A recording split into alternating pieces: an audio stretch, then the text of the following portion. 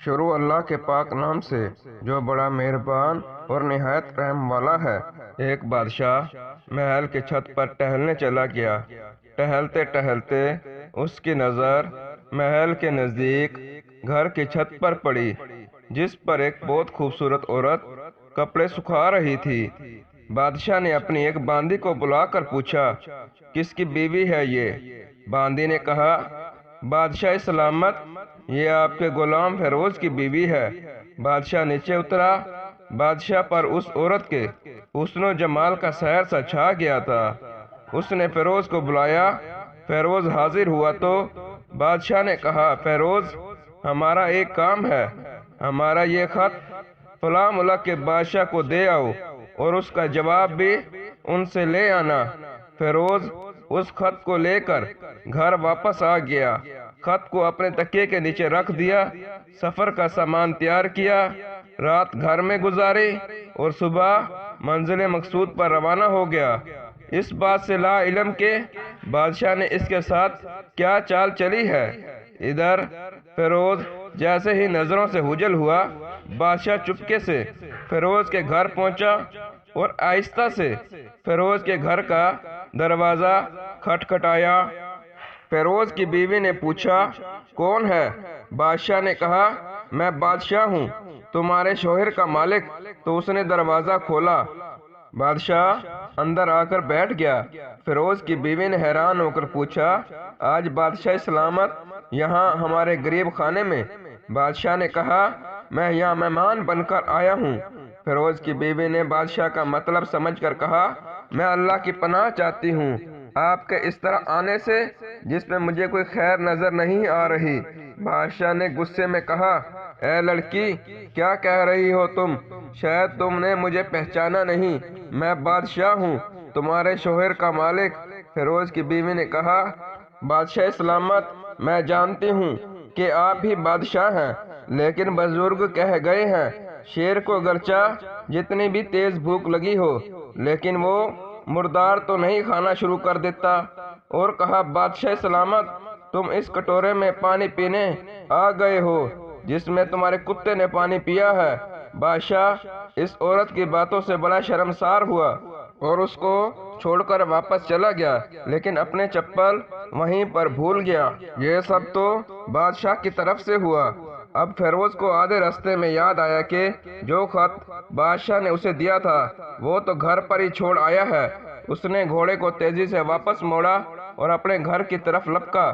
فیروز اپنے گھر پہنچا تو تکیے کے نیچے سے خط نکالتے وقت اس کی نظر پلنگ کے نیچے پڑے بادشاہ کے چپل پر پڑی، جو وہ جلدی میں بھول گیا تھا۔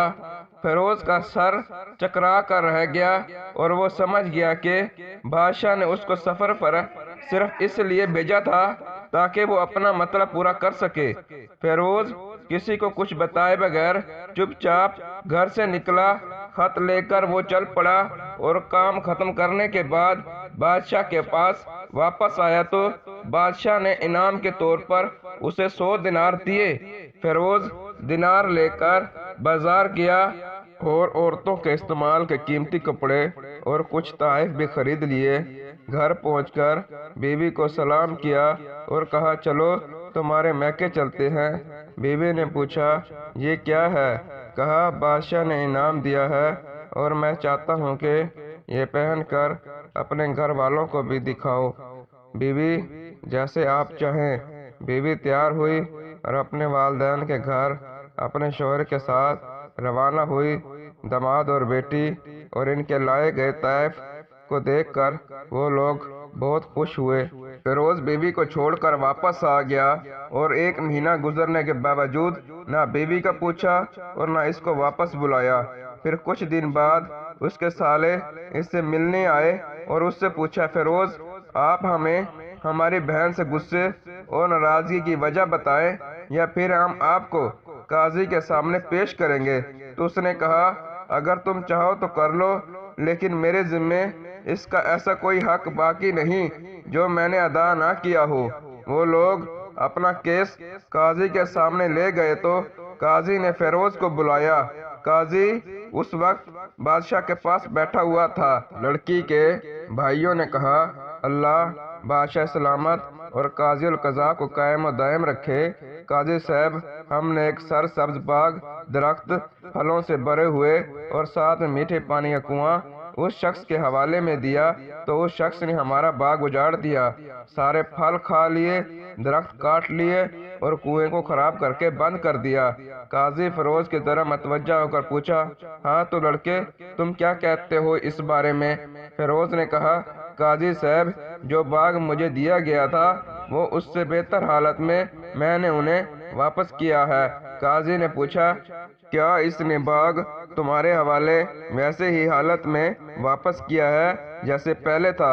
انہوں نے کہا، ہاں، ویسی ہی حالت میں واپس کیا ہے، لیکن ہم اس سے باغ واپس کرنے کی وجہ پوچھنا چاہتے ہیں۔ قاضی، ہاں، فیروز، تم کیا کہنا چاہتے ہو اس بارے میں؟